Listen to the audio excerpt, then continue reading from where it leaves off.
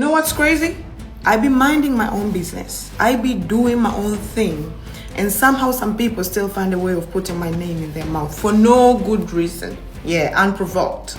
Mfanyabiashara maarufu hapa nchini Tanzania, Jennifer Jovin, maarufu kama Nifa, ameshusha ujumbe mzito kupitia Instagram ambao umetafsiriwa kama ni dongo kwa wale ambao wamekuwa kimuongelea maneno mengi huko mtandaoni.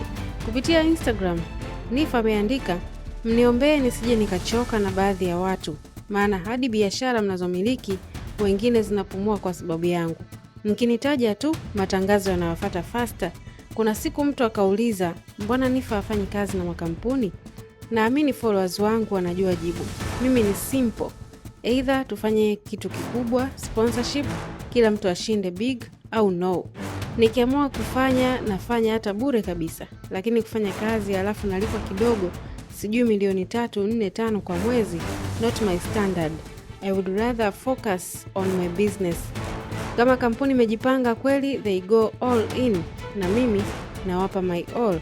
Smart minds only over here."